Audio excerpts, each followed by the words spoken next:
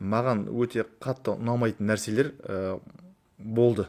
Шыны керек, пышақ көрсету, енді дөңгелекті жарып кету, қорқыту, иттің басын кесіп тағы бірдеңеде қорқытып, кәдімгі біздің алысып жұлысып жүрген жерімізде осы еді. Олар бізді ысырып қоятын, яғни қоғамдық бақылауды былай айтқанда жасатпайтын. Олар біздерді тексеруші орган деп қабылдайды. Біздер оларға айтып түсіндіріп жатырмыз, тексеруші орган емеспіз. Біздердікі қоғамдық бақылау және қоғамдық мониторинг жасау. Өте көп жарамдылық мерзімі өтіп кеткен тағамдарды біздер сөрелерден алғызып жатырмыз. Кез келген мемлекеттік органның және де оның лауазымды тұлғаларының, енді басшысы болсын, орынбасары болсын, маманы болсын, бәрібір қандай да бір іс-әрекеті не әрекетсіздігі, былай айтқанда бір шешімі, бұйрығы, актісі дейік, сол мына қоғамдық мүддеге сай ма, сай емес пе? Бұл заңды олар жеке бастың мүддесіне жаңа бопсалау, заңсыздық, қылмыстық жолға апармау керек бұл заңның. Шығыс Қазақстан мен Батыс Қазақстан өңірінің біз алдында есептегенбіз 4-5 миллионға дейін халқының заңды құқы мен мүддесіне сәл қарама қайшы болып тұр. Олар дайындалып қоймай ма? Ондай моменттер болуы мүмкін.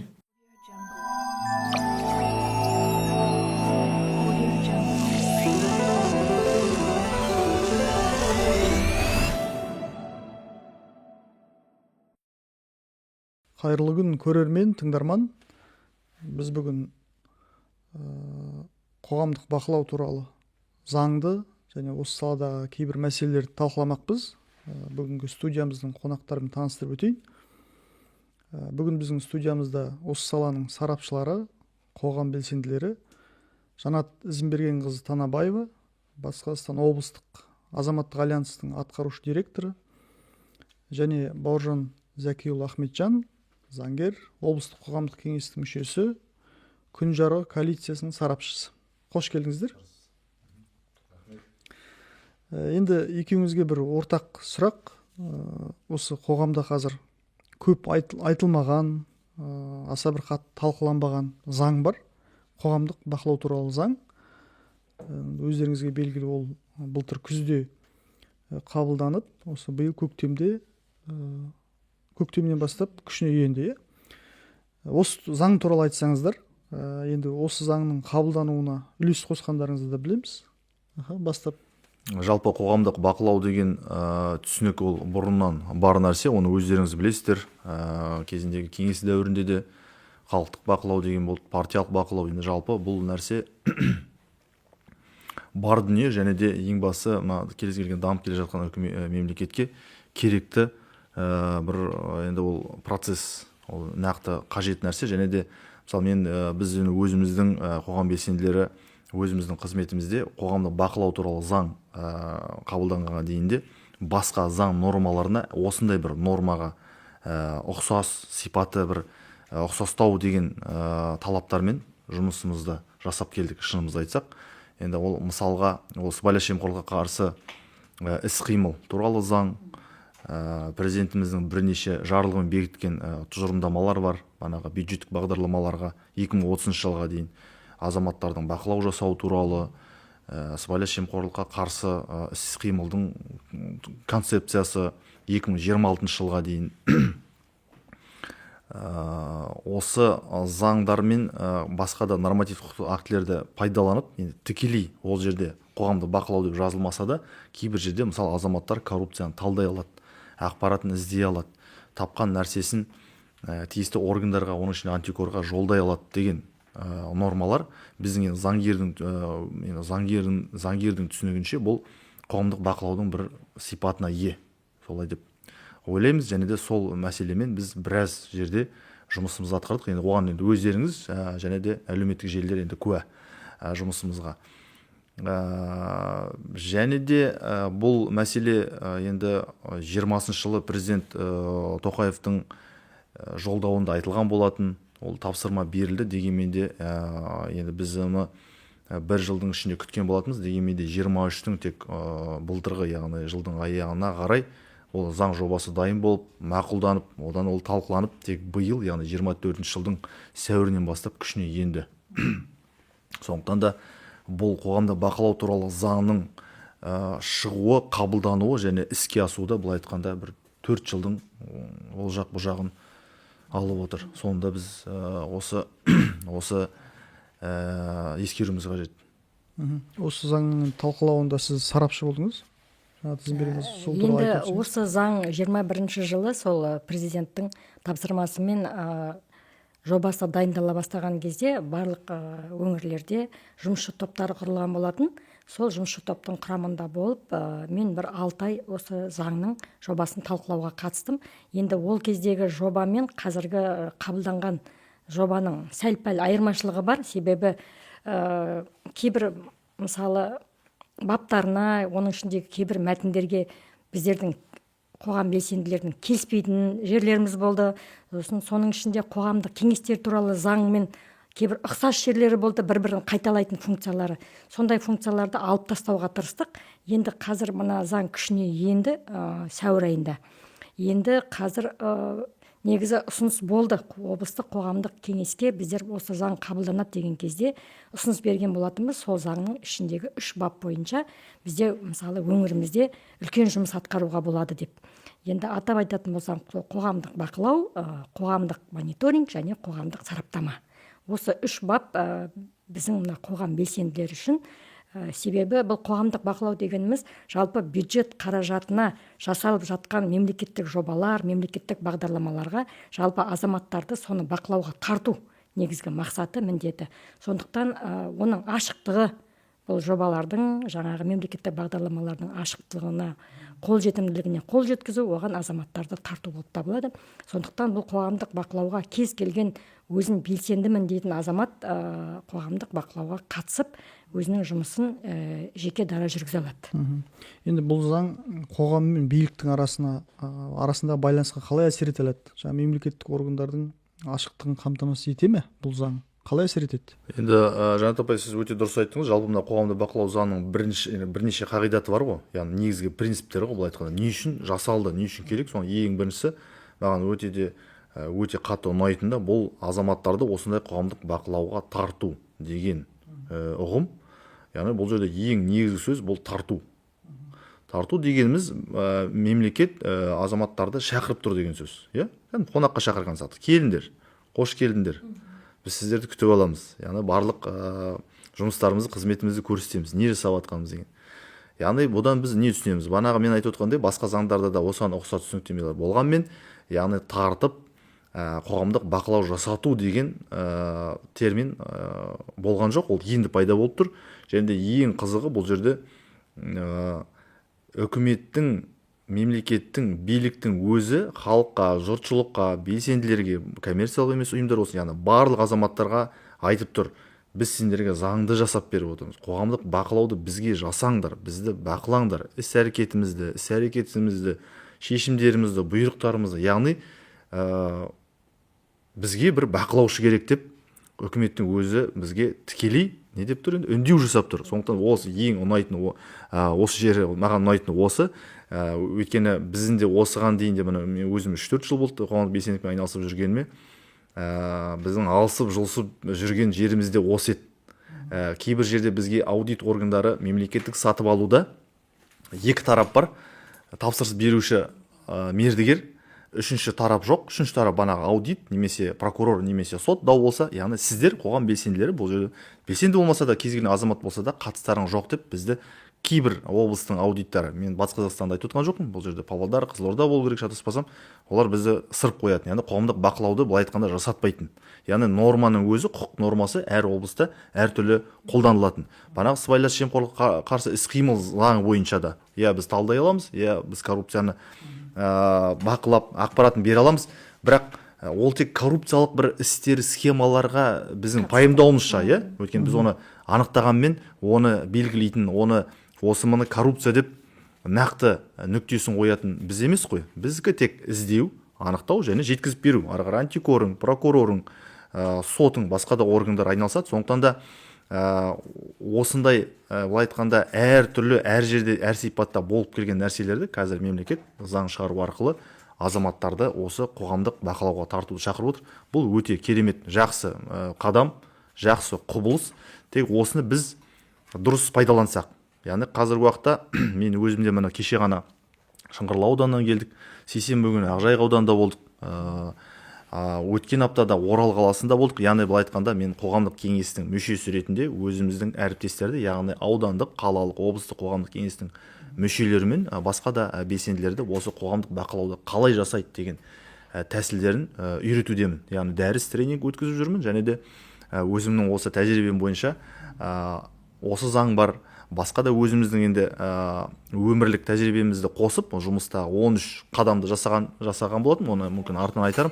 Яғни соларды үйретудемін. Сондықтан да қазіргі уақытта менің ойымша үкіметтің де және де біз сияқты белсенділердің ең бір мақсатымыз бұл қоғамдық бақылауды қалай жасау керек екен, кез келген азаматқа қызығушылық білдірген, әсіресе жастарға соны үйрету қажет.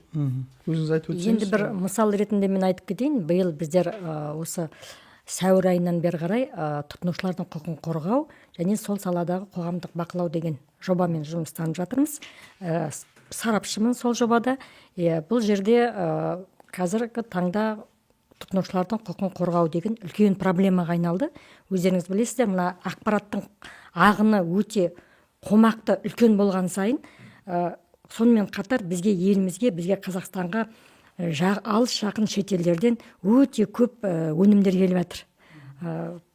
Өнеркәсіп, ауыл шаруашылық, техниканы айтпағанда, тек қана тамақ өнімдері сансыз келіп жатыр. Оған енді қазір кеден одағының өзінің техникалық регламенті бар. Біздер қазіргі таңда сол кеден одағының техникалық регламентіндегі таңбалау деген бар, маркировка. Сол қазір үлкен супермаркеттардағы сол келіп жатқан бізге тауарлардың, тамақ өнімдерінің сол маркировкаға сәйкестігін қараумен, бақылаумен айналысып жатырмыз. Көп жағдайда біздерді, мысалы, сол супермаркеттерге барғанда, олар біздерді тексеруші орган деп қабылдайды. Біздер оларға айтып түсіндіріп жатырмыз, тексеруші орган емеспіз, біздердікі қоғамдық бақылау және қоғамдық мониторинг жасау. Біздің, мысалы, облысты айтқанда, біздің облысымыздағы дүкен сөрелеріндегі келіп жатқан тамақтың сапасына, құрамына, сапасына, таңбалауына баса мән береміз. Жарамдылық мерзіміне. Енді қазір бұл енді факт, біздер көп супермаркеттерді апрельден бері қарай тексеріп келіп жатырмыз. Өте көп жарамдылық мерзімі өтіп кеткен тағамдарды біздер сөрелерден алғызып жатырмыз. Сонымен қатар әсіресе балаларға арналған тағамдар, балаларға арналған тәттілер, мысалы сыртқы жарнамасына өте әдемі, түрлі түсті әдемі етіп жасайды, балалардың қызығушылығын туғызатын етіп жасайды. Сосын сондай шырындар, соктар, балаларға арналған алыс жақын шетелден келіп жатқан, ешқандай да орыс тілінде, қазақ тілінде ешқандай мәтін жоқ. Сапасының құрамында не бар екені белгісіз. Сондай тауарларды біздер қазір сөрелерден алдырып жатырмыз. Енді бұл заңға енді осы подкасттың мақсаты осы заңды қоғамға түсіндірейік деген бір ойымыз болған. Жалпы осы заң міндетін толық орындап жатыр ма? Мысалы, мемлекеттік органдардың ашықтығын қамтамасыз етіп жатыр ма? Осы жайлы не айтуға болады? Осы заңды қалай пайдаланып жатырмыз? Дұрыс пайдаланып жатырмыз ба? Енді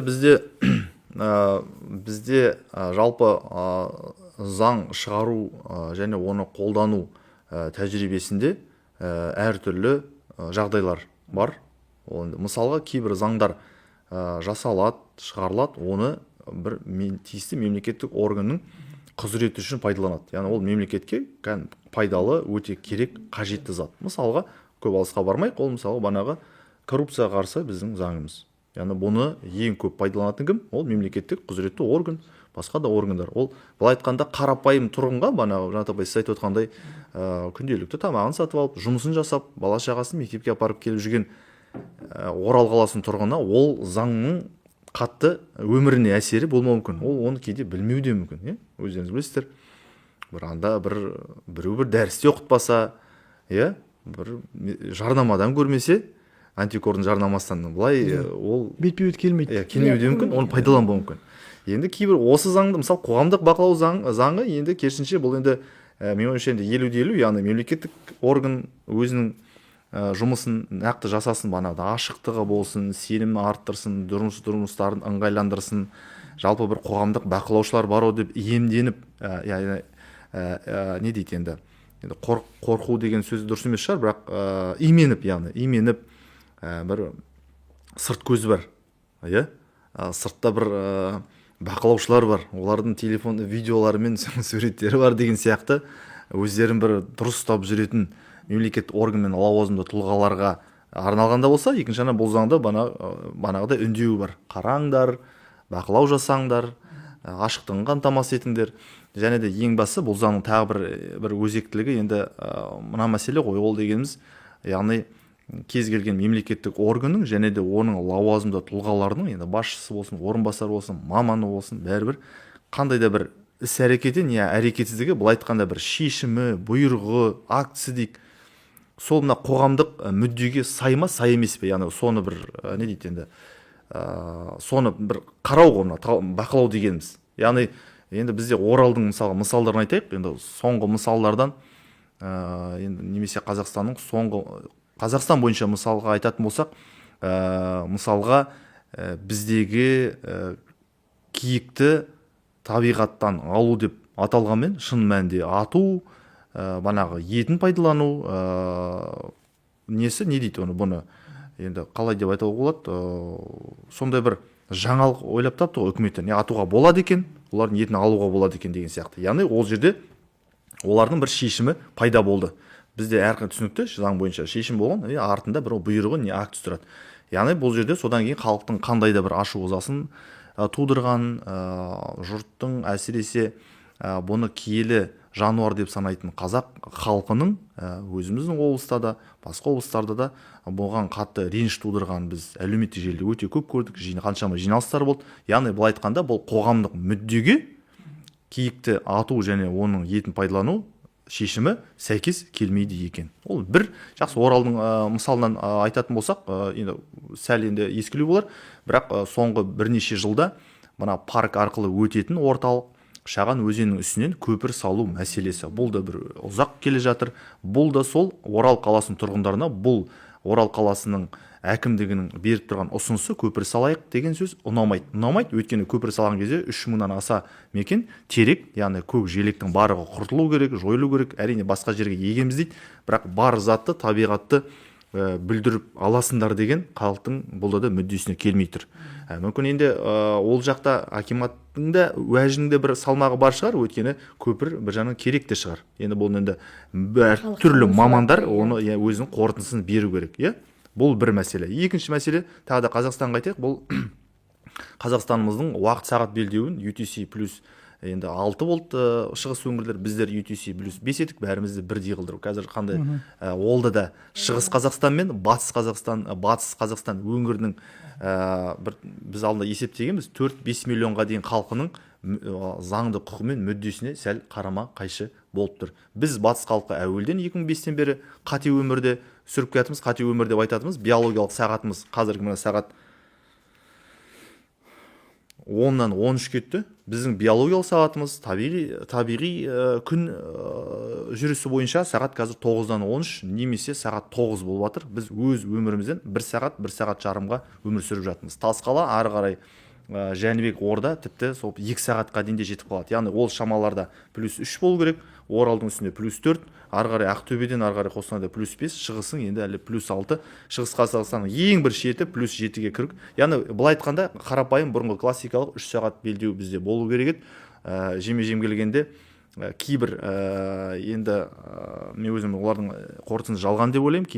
Кейбір ғалымдар мен профессорлардың былай айтқанда шешімдерінен осындай жағдай туындап, әр жерде келеңсіздіктер орын алып отыр. Бұл да былай айтқанда эксперимент ретінде жасалған сияқты, және де қоғамдық мүддеге не істемей қалды, сәйкес келмей қалды. Яғни бұл енді үлкен мәселелер, кішкентай мәселелер, бірақ дегенмен де осындай қоғамдық бақылау жасағанда қоғам мүддесіне сәйкес келе ме деген сұрақ. Мысалға, Жатабай, сіздің мына айтып отқан тұтынушылар, мысалы тамақтану, азық-түлік, бұл негізгі енді ас адамның арқауы дейді. Бірақ былай қарасаңыз, кішкентай проблема болған, ол барлық жерде бар. Ол ауылда да бар зат, ол қала, облыста да, ол Астанада да бар зат. Яғни осындай мүдделерге сәйкес келушілікті, қоғамдық бақылауды кім жасайды, қалай жасай алады, соның тетігін үйрету. Тек ең мына жерде бізде енді кейде болып жатады, осы мәселені енді бір кейбір жалпы қоғам белсенділері білетін адамдар жасайды да, кейде бір қарапайым азаматтарды тарту бізде енді қиынға соғып жатады. Енді ол үшін әрине медиа құралдары жұмыс жасау керек, оларды көрсетіп айтқан жөн болады. Және тағы бір қосып өтерім, кеше ғана бір жаңалықта шыққан болатын, осы басқа облыс өңірлерде бірнеше енді қазіргі уақытта енді белсенді дейді, не блогер дейді, енді әртүрлі ғой, енді адамдар өздерін енді мана ұсынады, оларға қатысты қылмыстық іс қозғалып, біреулеріне сот үкімі шыққан. Яғни бағанағыдай біз қоғамдық бақылау жасаймыз деп супермаркеттерге барып, жаңағыдай уақыты өтіп кеткен, мерзім өткен тамақтар тауып алып, әкімшілікке ол осынымен сауда және тұтынушылар құқығын қорғау департаментіне арыз жазбаймын. Ал жазбайтын болсам, ол 50 000 теңге деген сияқты енді бұл жерде бопсалау болып, ол кісілерге қатысты қазір қылмыстық іс қудалау органдары жұмыстанып жатыр. Сондықтан анда Жанат мына жерде айтарым, жалпы енді қоғамда бақылау жасағанда біз жалпы азаматтар өздерінің қайда баратын, маршруты қандай, ниеті қандай, былай айтқанда, иә, ниеттеріңе байланысты амалдарың дейді. Яғни осындай қылмыстық сипаттағы бір бұзушылықтарға жанасып кетпейтін іс-әрекеттерсіз таза жұмыс жасау қажеттігін бір басып айту қажет. Мен өзім осының тренингтерінде өте көп айтамын. Өйткені адам баласы кейде ол әдейі емес, білместікпен де, былай айтқанда, енді Құдай сақтасын, осындай бір жаман нәрселерге ұрынып қалуы да мүмкін. Иә, мына Жанат Ізбергенқызы сізге қояйыншы осы сұрақты.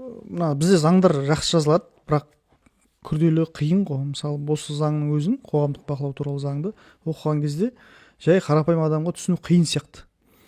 Енді осы мына бақылау субъектілері дейміз ғой, мемлекеттік емес ұйымдар, азаматтық қоғам өкілдері, енді осыларға нақты қандай функция жүктеледі осы заңда? Жаңа сіз айтып отқан бақылау, сараптау, мониторинг қалай жүргізілу керек? Нақты айтайықшы. Бұл жерде енді қоғамдық бақылау субъектілері, жаңа өзің айтып кеткендей, кез келген адамда қоғамдық бақылаудың субъектісі бола алады. Ол қарапайым азамат. Ол бір ресми ұйымнан бару керек пе? Әлде бұл жерде мемлекет, үкіметтік емес ұйымдардың атынан да мысалы топ құрылып, қоғамдық бақылау тобын, себебі заңда сондай бап енгізілді, қоғамдық бақылау тобы деген. Сол қалай бастамашылық топ деген бар да, түсінік. Сол бастамашылық топ құрып, бірақ менің осы жерде бұл заңды түсінбейтін тұсым осы, кез келген адам, кеше мысалы біздер Анвар деген дүкенге сауда орнына бардық, сонда барсақ сауда орнының директоры айтады, біздерге блогерлар келеді дейді. Блогерлар келіп, жаңағы сіз айтқандай, блогерлар келіп, біздер олар мысалы жай олар енді қарап жүрмейді ғой, сатушы, тұтынушы болып келеді, нелерді, сөрелерді аралап жүреді де, сосын телефондарын шығарып фотоға түсіріп, сонда мысалы байқап қалып жақындап сұрасақ, мен блогермін деп, мен түсіруге қақым бар деп айтады дейді. Содан сол сөзді естігеннен кейін мен ойланып қалдым. Бір заңның өзінің қарама қайшылығы бұл жерде. Субъекті, кез келген адам субъекті бола алады дегенде, жаңа Бауыржан атап кеткендей, ол адам бір қандай да бір қолында құжаты болу керек сияқты. Меніңше. Кез келген адам кіріп, жаңағыда телефонға түсіріп, оны өзінің жеке басының мүддесіне пайдаланып, оны акиматқа жазып, оны әлеуметтік желіге салып, бопсалау дегенге айналып кетпеу керек. Бұл заңды олар жеке бастың мүддесіне жаңа бопсалау, заңсыздық, қылмыстық жолға апармау керек, бұл заңның тарабы менің айтып білуімше. Сондықтан субъектілер жаңағы олардың жаңағы топ құрса да, жеке адам болса да, оның қолында бір сарапшы деген құжаты болу керек, мен білуімше. Осы заңды талқылап жатқан кезде, былтыр қоғамдық кеңесте осы заңның талқылауына байланысты үлкен отырыс болды. Сонда мен қоғамдық кеңестің төрағасына ұсыныс айтқан, мысалы біздерде жаңағы 3 бапты пайдаланатын болсақ, қоғамдық бақылау, қоғамдық мониторинг және қоғамдық сараптама. Сол 3 бапты пайдаланатын болсақ, біздер әр сала бойынша, бізде мысалы білім саласы, денсаулық саласы, жол, көлік саласы, құрылыс саласы көп қой. Сол салалар бойынша, мысалы сол саланы жақсы білетін адамдардан сарапшыларды құрып, арнайы кәдімгі сарапшы тобын құрып, сарапшы тобын оқытып, арнайы Астанадан, Алматыдан адам шақырып, сол саланы өте жақсы заңды білетін оқытып, олардың қолына оқыған жөнінде сертификат құжаты берілсе, сонда сол адамдар ғана сарапшы болып жүре алады. Кез келген адамды оны енді жаңа Бауыржан айтқандай оқыту керек ол үшін. Жаңағы қылмыстық жолға алып кетпеу керек бұл заңды, олар өзінің жеке басына мүддесіне пайдаланып кетпеу керек деп айтады. Енді екінші қырына келсек, мысалы жаңағы бақылау субъектілері бар ғой, жаңа адамдар, солардың құқықтары жалпы қорғалған ба? Мысалы, сіздер ол туралы заңда бар, құқықтары, міндеттері бәрі бар, но заңда жазылғанмен ол шынайы өмірде оны қалай әркім адам қалай пайдаланады. мысалы сіздер бір жерге барып осы қоғамдық бақылаумен барған кезде сіздердің құқықтарыңыз шектелетін кездер бола ма? Мысалы түсірме, айтпа деген сияқты, не ақпарат бермей, кіргізбей деген сияқты. қазіргі біздің жобада біздер Соны мысалы айтып берсеңіздер. жобаның сарапшысы болып мысалы мен үш адамбыз қазір сарапшы, біздерге сол жобаның аясында біздерге қолымызда қазір құжат бар. Осы тұтынушылар құқығын қорғау бойынша біздер жобаның сарапшысымыз. Сосын біздер жаңағы сауда орындарына барғанда заңның өзінің тармағы бар, сол заңның тармағына сәйкес біз бір күн бұрын оларға хабарлама жібереміз. Хабарлама жібергенде олар мысалы біздің аты жөнімізді келетін адамдарды уже біліп отырады. Олар дайындалып қоймай ма? Ондай моменттер болуы мүмкін. Бірақ дей тұрғанмен осы уақытқа дейін бір 15 шақты сауда орнына қараған болатынбыз. Сонда өте көп заң бұзушылықтар анықталды. Сіздер сонда біреудің арызымен барасыздар ма әлде тек? Арызбен бармаймыз. Біздердің осы жоба басталған кезде арнайы қоғамдық даму басқармасымен құрылып берген жұмыс жоспарымыз бар. Сосын жаңағы таңдалып алынған сауда орындарының тізбесі бар. Олар уже барлығы біледі, ол туралы кәсіпкерлер палатасы да біледі, ол туралы атамекен де біледі, ол туралы кәсіпкерлік басқармасы да біледі. Осындай топ құрылғаны, осындай жобаның аясында біздер 6 ай осындай үлкен сауда орындарына баратынымызды жаңа мемлекеттік органдардың барлығы да біледі. Енді осы бақылаушы адамның, тұлғаның құқықтар шектелген тұстары бар ма, және заңға бір қосымша түзетулер керек пе? Бір-екі мысал болды. Біздерді мысалы Сурусский магазині. Сурусский бізді мүлдем кіргізбей қойды. Кіргізбей қойды. Біздер сол жерде хаттама толтырып, қолда қоймайым деді. Сондықтан біздер сырттай хаттама толтырып, оны мемлекеттік органға тапсырдық. Шара қабылдау жөнінде. Ол жөнінде сосын кәсіпкерлік басқармасына да, кәсіпкерлер палатасына да ол жөнінде екеу органдарға да хабар бердік. Осындай дүкен бізді кіргізбеді. Алдын ала олар хабарламаны алып отырса да, біздің келетімізді біліп отырса да, бізді кіргізген жоқ. Енді Бауыржан Закилұлы, өзіңіз бұл заң шықпай тұрып та осындай өз бастамаңызбен көп тексерулер, бақылаулар жасап жүрдіңіз ғой. Қандай конфликтті жағдайлар болды? Осы заң шыққаннан кейін бірден өзгерді ме? Енді әртүрлі жағдайлар әне болады, енді ол түсінікті. Жалпы бізде енді әлі де банағы тексеруші ғой, енді бір орган, және тексеруші деген ұғым пайда болған. Ондан да қоғамдық бақылаушыға да әлі біздің мемлекеттік органдар дайын болмай жатқан сияқты. Өйткені келетін адам, банағы сіз айтып отқандай кәсіпкердің де мемлекеттік органда бұлар тексеретіндер, бұлар қарайтындар, бұлар біздің былығымызды шығаратындар, көтеретіндер, жазатындар, ар жазатындар, жалпы сондай бір конфликтті жағдай деп ойлайды. Негізі жалпы қоғамдық бақылаудың енді мақсаты енді ашықтығын қамтамасыз етуден бұрын бұл енді мән-жайдың бұл енді бір проблемалық жағдайдың қандай екенін көрсету біліп деп ойлаймын. Өйткені менің жасап жүрген қоғамдық бақылауым бұл енді әр түрлі объектілер болғанмен олардың ішінде бана бір резонансты немесе бір бұзушылығы болып жатқан объектілерге өзім барам. Мысалы жоқ, яғни ол салынбай жатқан жол, немесе салынып жатса да шұңқыр болып ойылып жатқан жол, дұрыс уақытынан асып кетіп мерзімінен бұрын тапсырылмай жатқан объект. Енді өздеріңіз бана әлеуметтік жерден көріп жүргендей, сондықтан да бұл жерлерге барғанда ол бұзушылықтар бірден бір болады, және де енді қарсылықтар, құқығымызды бұзудың енді әртүрлі келеңсіз жағдайлар болып тұрады. Мысалға сол жердің учаскенің бастықтары дейміз, жігіттер қарсыласады, мысалы кейде кіргізбейміз дейді, көрсетпейміз, неге видеоға түсіресіңдер дейді. Енді кейбір жерлерде, кейбір аудандарда мен барғанда бана білім бөлімі ғой, көбіне тапсырыс беруші немесе құрылыс бөлімдері, олар біліп алып, бұл енді құрылыс объектісі, мысалы мектеп ғимараты, мысалы Бауыржан және оның операторы келсе, құрылысқа киетін арнайы каска киіп келсін деп айтады. Енді жеме-жем енді касканы қайдан табу қойсын, ол үшін ол машинаға салып жүру керек. Тағы не енді таныстар арқылы звондайды. Енді өзіңіз енді әртүрлі маған өте қатты ұнамайтын нәрселер болды. Шыны керек, жолдасымның жұмыс жасайтын басшыларына хабарласып, жолдасым арқылы маған әсер еткісі келген үлкен лауазымды тұлғалар да болды. Ол енді фактілер көп. Бірақ енді Құдай сақтасын, әрине бәрімізге енді бір Аллаға жалбарынамыз. Банағыдай енді пышақ көрсету, енді дөңгелекті жарып кету, қорқыту, ана кейбір Алматы, мына Шымкент қалаларында құдай сақтасын болып жатады ғой, мысалы иттің басын кесіп тағы бірдеңеге қорқытып кәдімгі есік алдына тастап кетеді. Ондай фактілер болған жоқ. Оны кешеде мен ана Шыңғырлауда тренингте айтқан болатын. Мен ойымша, және ондай Батыс Қазақстан облысында ондай жаман заттарға біздің былай айтқанда оппоненттеріміз дейді ғой енді, олар да бара қоймайтын сияқты. Өйткені бәрібір біздің өңірде, Батыс Қазақстанда, Орал қаласында заңға деген бір құрмет бар. Заңға бәріміз заңды сыйлаймыз, тыңдаймыз, бір-бірімізді. Бәрібір дегенмен де кейде бір тыңдап, енді былай айтқанда біреудің айтқан сынын біз көтеруге дайынбыз. Оны ескеру керек. Сондықтан да бұндай мәселелер болғанның өзінде біз енді көбіне енді не дейді, енді тәжірибе ретінде қараймыз, және күліп енді ары қарай жұмысымызды жалғастырамыз. Бірақ бұның енді бір ыңғайсыз жақтары бар. Сондықтан да мен бірден лайфхагым бар, енді бірден айтып өтейін. Мен жалпы әлеуметтік желіге, яғни әлеуметтік нысанға барып, оның суретін, видеосын түсіріп, бұзушылықты тіркегеннен кейін, мен бірден офисыма келгеннен кейін жаңағы арызымды, өтінішімді міндетті жазам, және тиісті органға жолдап тастаймын.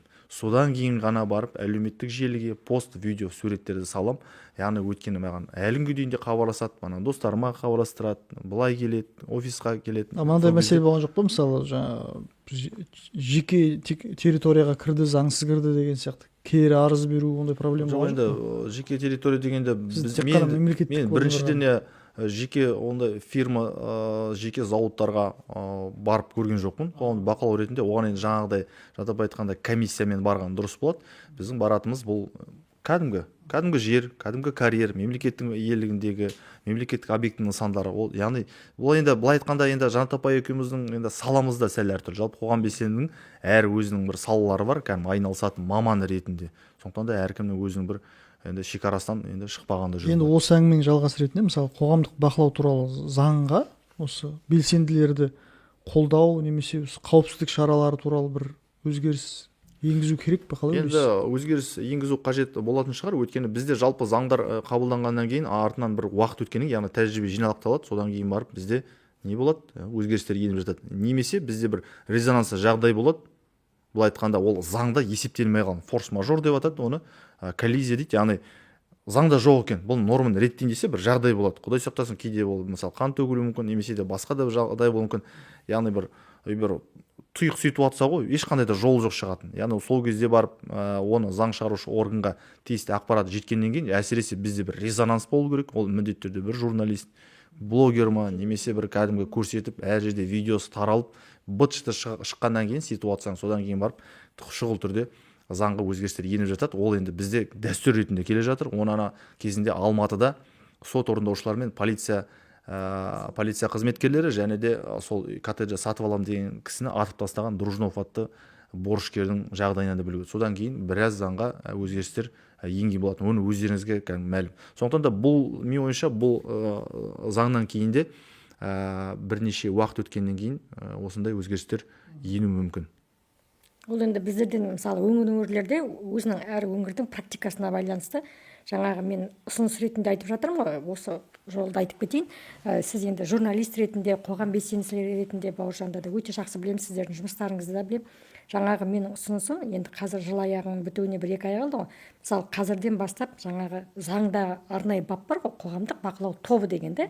Сол мысалы қазір бізде үкіметтік емес ұйымдардың арасында адам нелер өте көп, жақсы тұлғалар, қоғамдық бірлестіктің басшылары.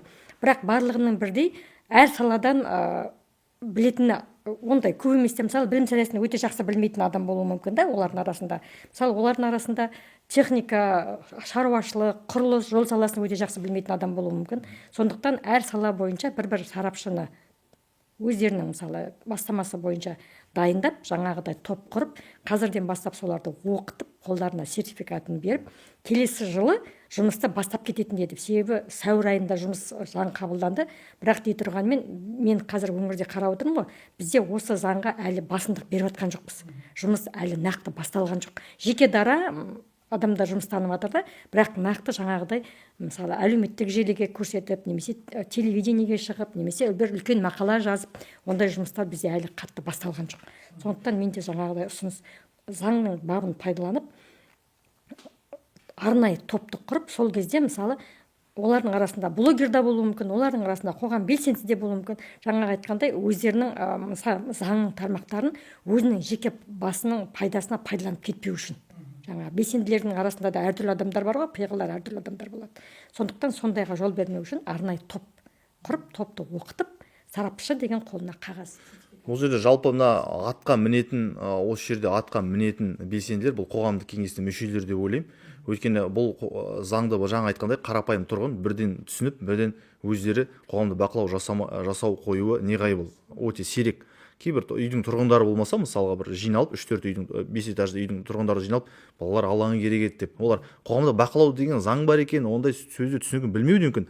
Бірақ олардың сол жасап жатқан іс-әрекеті қоғамдық бақылау болуы мүмкін. Бізге мына керек еді, не керек уже? Біздің депутат қайда 16-шы округтың, шақырайықшы, осы қанша ақша бөлініп жатыр деген сияқты. Яғни қоғамдық бақылауды олар білмесе де жасап жатыр. Сондықтан да дәл осы сіз айтып отқандай бастаманы қолына алып жасайтын, бұл менің ойымша барлық жерде бар қоғамдық кеңестің мүшелері, аудандық, қалалық, облыстық, яғни олар біріншіден белсенді азаматтар, заңды да білет, және олар былай айтқанда былайда қауымдастық болып жиналып тұрған адамдар.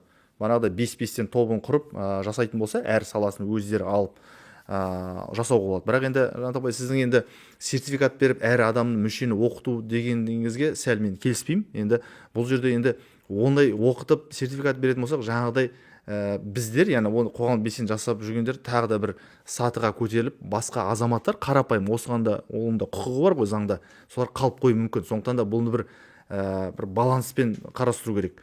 Және екіншісі, мен заңдағы заңның ішінде де бір келіспейтін жер, мен 5 адам дейді.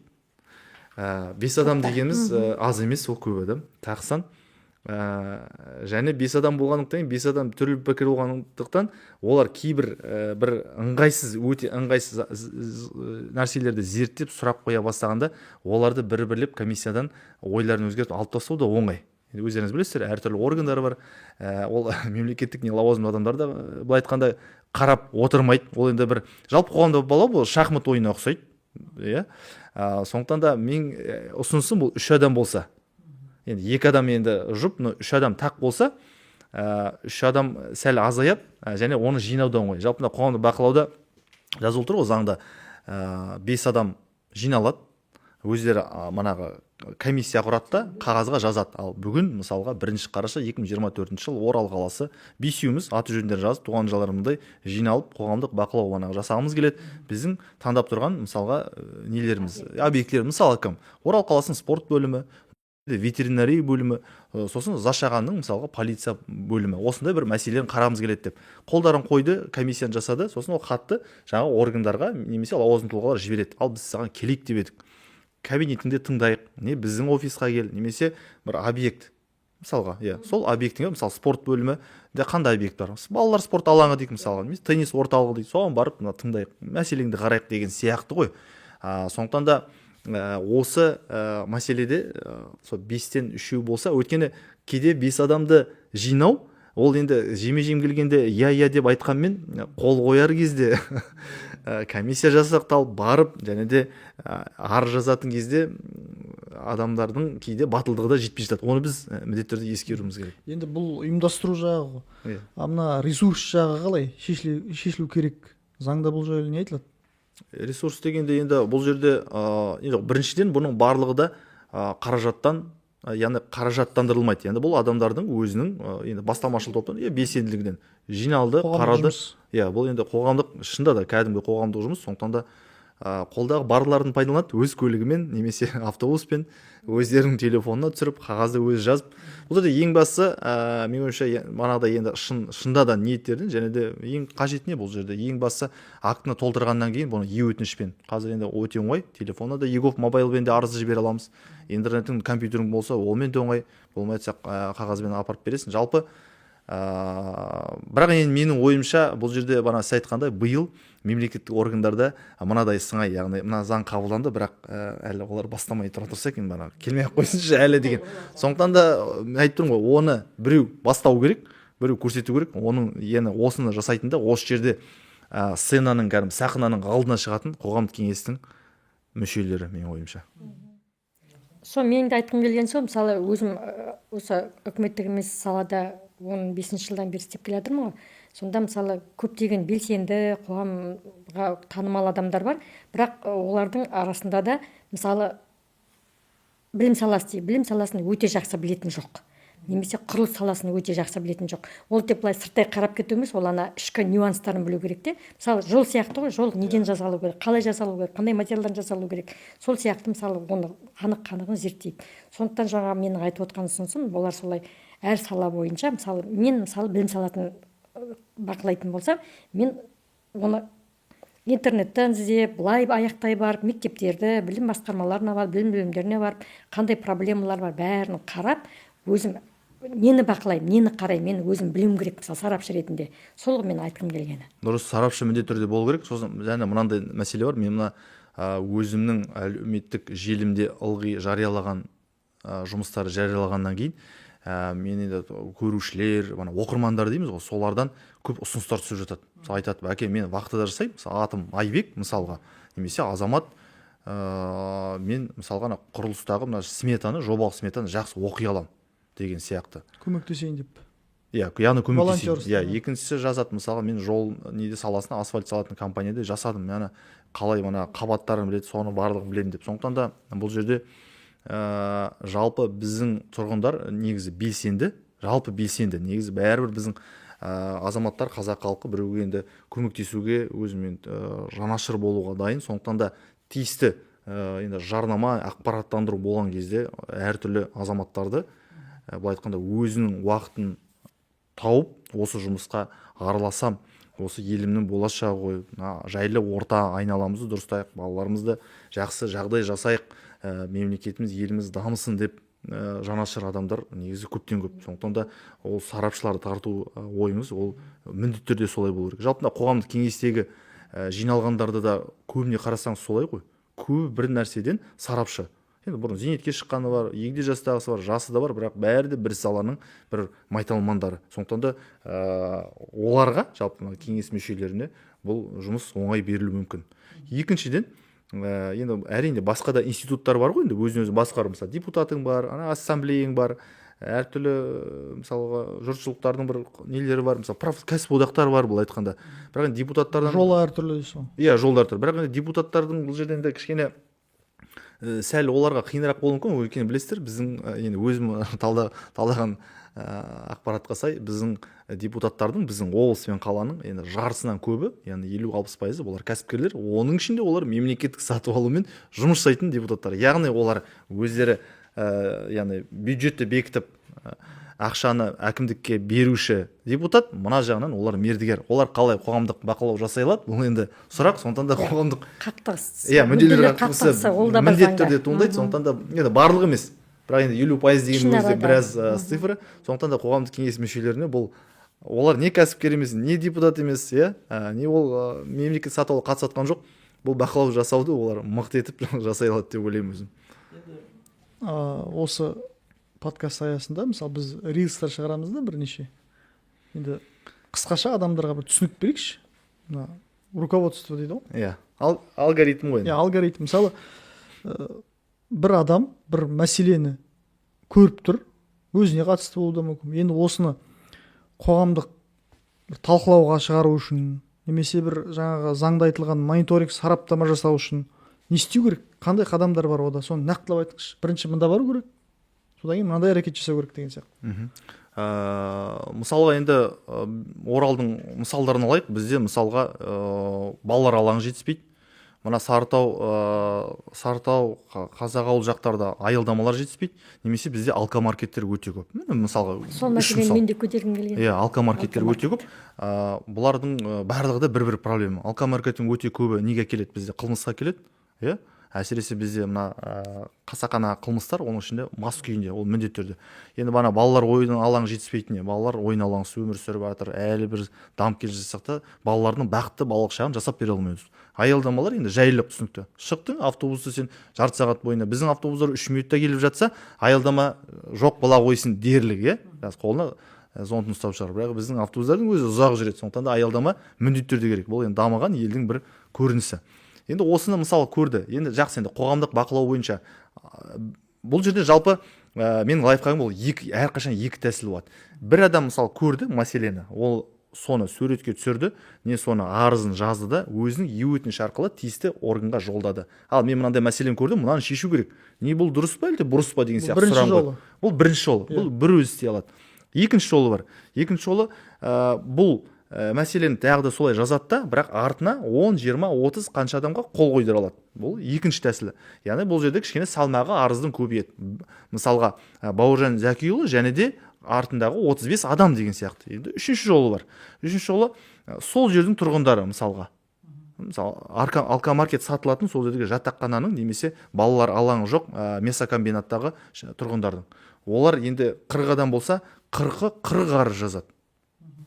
Өйткені мемлекеттік органдарда индикатор бар, бағанағыдай оларда прокурорың, ұлттық қауіпсіздік комитетің бар, антикор, әкімдік барлығы жиналып өздерінің кездесулері бар. Ол жерлерге журналистер қатыспайды, біздерді шақырмайды. Сол жерде айтады, ал бізде қандай проблема бар, талқылайық. Әлеуметтік былай айтқанда бір қауіптер бар, шиеленіс болып кетуі мүмкін. Балалар ойын алаңға 2 арыз түсіпті. Жақсы. Алаң мынандай нәрсе жетпейді. 1 арыз түсіпті. Тамақ қымбатсып кетті. 4 арыз. Бірақ олар артына үңіліп көрсетпейді. Өйткені 2 арыздың артында 50 адамнан 100 адам қол қоюы мүмкін. Ал егер біз үшінші вариантты айтып жатырмын, әр мәселе бойынша бөлек-бөлек жазатын болсақ, балалар ойын алаңы жетіспейді, 120 арыз. Мынау дейтін. Енді осы жерде қоғамдық ұйымдардың рөлі қандай? Не істеу керек? Қоғамдық ұйымдармен бір байланысы бар ма қоғамның? Енді қоғамдық ұйымдардың бұл жерде рөлі бұл 4-ші вариантта, яғни бұл мына классикалық заң бойынша қоғамдық бақылау жасау. Енді азаматтар айтып отыр ғой, 5 адам ол өзі де жиналып, 5 тұрғын болсын, 5 көрші, 5 бажа болсын жасай алады. Немесе мемлекеттік емес ұйымдар солар көрсетіп, солар бастасын. Өйткені олардың мемлекеттік емес ұйымды негізгі жұмысы сол ғой, кезінде олар не үшін ойлап шығарылды? Яғни мемлекет пен халықтың арасындағы алтын көпір, диалог жасау үшін, қазіргі қоғамдық кеңес сияқты бір-біріне ақпарат таратушы кабель сияқты ғой, бұл айтқанда екі техниканың ортасындағы. Сондықтан да олардың осы жерде осыны ұйымдастыруы міндетті түрде болу қажет.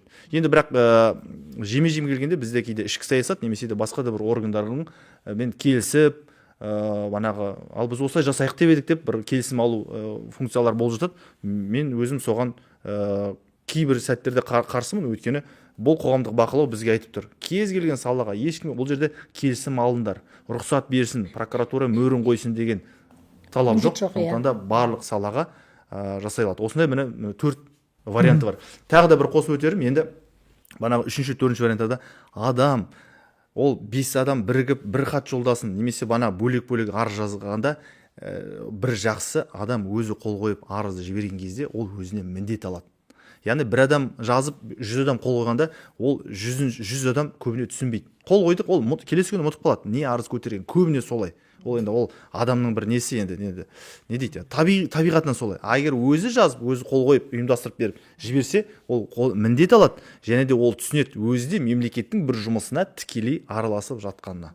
Соны біз түсінуіміз қажет. Жаңа тізім бергеніңіз, өзіңіз азаматтық альянстың атқарушы директоры ретінде айтсаңыз, жалпы осы мемлекеттік емес ұйымдар, осы қоғамдық ұйымдар, осы олардың саны көп облыста, нақты осы қоғамдық бақылауға араласатын қаншасы?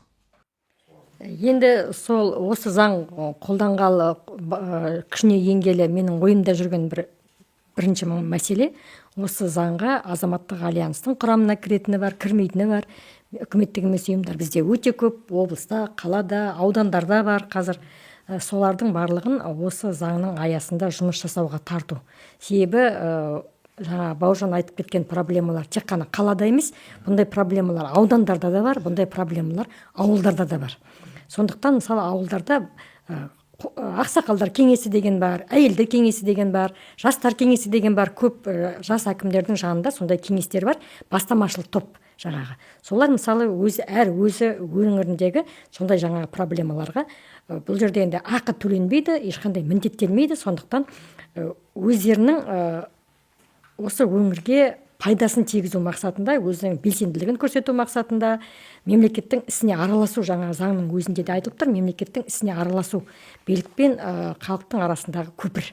Сондықтан бұл заң олардың функциясын кеңейтеді ғой, бұрынғыдан гөрі. Функциясын кеңейтеді. Бұл жерде ол енді қоғамдық ұйымдардың өздерінің азаматтық позициясына байланысты.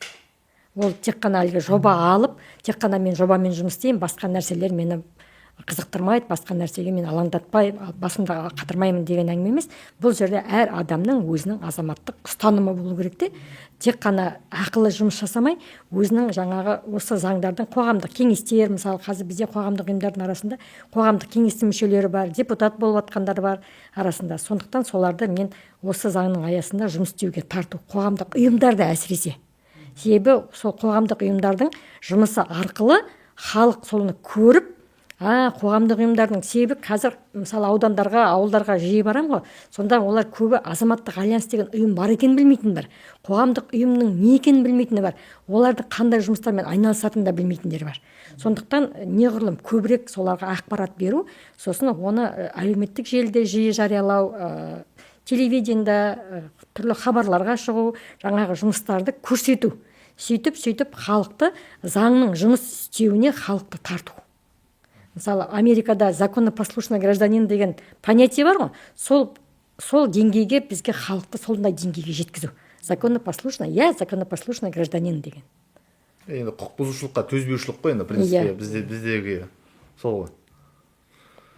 Мақсат сол қоғамдық ұйымдарды тарту осы заңның жұмыс істеуіне. Енді осы салада бір мәселелер бар ма, тағы өздеріңіздің ойларыңызда қалып жатқан? Енді бір мәселені мен ылғи көтеріп жүрмін. Бұның енді аты былай айтқанда қоғамдық бақылау жасауға келеді. Жалпы енді ол да бір адвокацияға ұқсасады. Яғни бір мәселені біз алып, көтеріп, шында да халықтың кәдімгі бір көкейкесті соған барлығын назарын аудартып, және соны шеше алатын, соған жауапты, соған құзыретті органмен немесе лауазымды тұлғаның назарын аударып, соған итермелеу. Бұл жерде ең бастысы кейде әрине біздің қалайтынымыз, жалпы мемлекеттік органда ол қажет, ол проблема шешілген жақсы. Бірақ жалпы қазіргі мына біздің дамып келе жатқан еліміздің ішінде мына осы бір ұнайтын бұл өзі процесс, яғни процестің өзі қызық. Ол банағы проблема шешілмеуі мүмкін. Алкомаркеттер солай қалып қоюы мүмкін, көпір мысалы салынбай қалуы мүмкін, мысалға айтамын. Бірақ соны біз қоғам болып көтерсек, оны мәселені жинасақ, оны сол әкімге не прокурордың алдына апарып берсек, ол мәселе шешілмесе де, осы біздің жұмысымыздың өзі, іс-әрекеттің өзі қоғамның бірігуін көрсетеді. Енді түсінікті, ары қарай біз оны депутаттарға, мәжіліске жіберуіміз мүмкін, заңды өзгертуіміз мүмкін. Бірақ енді олардың да әр тәсілі бар. Соның менің бір бұрыннан айтып, және де кей уақытта қолданып жүргеніміз бұл митинг деп атаймын өзім. Яғни бұл үйден шықпай, жаңағы айтқан арызды әр адам жіберу. 1000 адам арыз жіберсек, киік бойынша 5000 адам жіберсек, қазір ғана шетелден келген транзит машиналар бойынша 10 000 адам жіберсе, мына Орал қаласында немесе басқа бір ауданда балалар алаңы жасалмай жатыр деп, мысалға 500 адам арыз жіберетін болса, бұлардың барлығы да амал жоқтан мемлекеттік орган немесе оның басшысының осы мәселеге назар аударуын тудыратын нәрсе. Тағы бір жолдар бар. Халық, мысалы, енді халықпен әкім немесе басқа да басшы кездескен кезде, сол ғана енді ол 200 орындық театр болуы мүмкін. Оған тағы да үстіне 500 адам келіп кезекте тұратын болса, сол жерде 500 адам қолында шығарылған арыздар бар, қағазды әкімге не оның көмекші арқылы тапсыратын болса, яғни осындай әртүрлі не дейтін стандарт емес тәсілдер пайдаланатын болсақ, сол кезде бұл мәселелерге олар амал жоқтан назар аударады. Енді шешу ол енді келесі сатысы. Біздер осы жылдың басында, кешегі өткен жылдың аяғында әкімнің есебі кезінде, облыс әкімінің, қала әкімінің есебі кезінде, мына бізде Орал қаласында ажырасудың жиілеп кеткені және алимент төлеудің, алименттің сомасының өсіп кеткені жөнінде үлкен мәселе көтердік. Соны жылдың басында, биылғы жылдың аяғында сол бойынша тапсырма берілді. Осы жылдың басында біздер азаматтық альянс президенті Тапишев екеуміз прокуратураға барып, осыны үлкен мәселе көтердік. Соны көтергеннің арқасында 5 миллиардқа бере жақ екен тек қана біздің Орал қаласы бойынша. Соны біздер 2 миллиард 800 теңгесін 2 айдың ішінде өндіріп алды.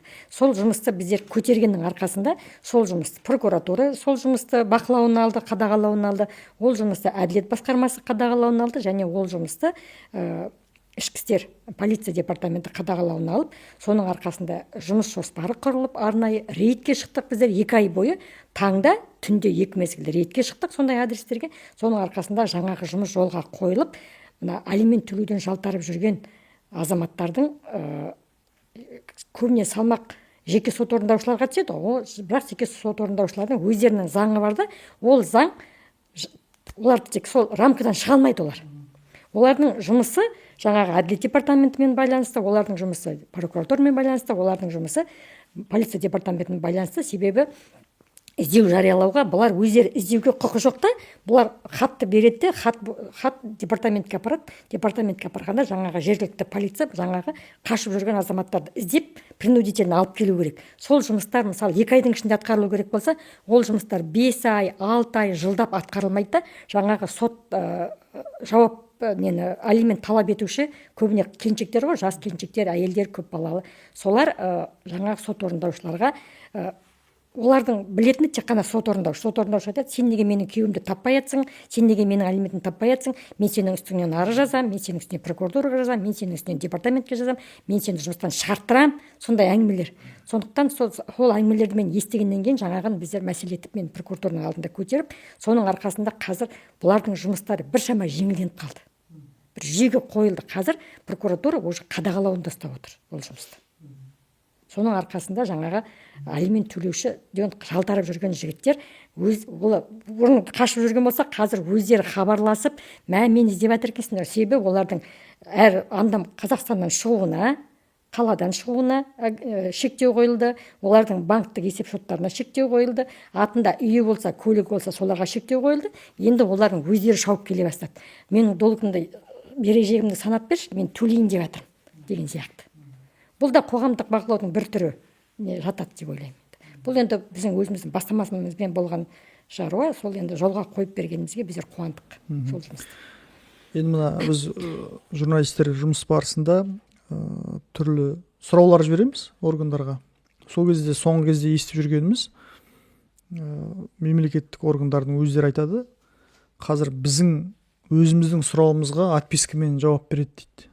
Ал қоғамдық ұйымның атынан сұрау түссе, ұсыныс түссе, бірден қаралады деп мемлекеттік органдардың өз аузынан естідім. Яғни бұл қоғамдық бақылау туралы заңның пәрмені бар деп өзім ойлаймын. Тек өкініштісі әлі қоғамның дұрыс оны пайдаланбай жатқандығында. Неге десеңіз, қоғамдық талқылау, сараптама, мониторинг деген керемет баптар бар. Соған сол бола тұра бізде әлі қоғамда қоғамдық тыңдаулар, кездесулер өте сирек. Мәселені біз қоғам болып әлі талқылап жатқан жоқпыз. Бүгінгі подкасттың мақсаты осындай заң бар екенін, оның осындай керемет мүмкіндіктері барын осы қоғамға жеткізу. Енді келгендеріңізге көп рахмет. Бұл заң халықтың мүддесі үшін жұмыс істей берсін деп тілейміз. Енді заңның өзі ішінде жазылған, заңның күші көптеген салаларға жүрмейді, шектеулер көп.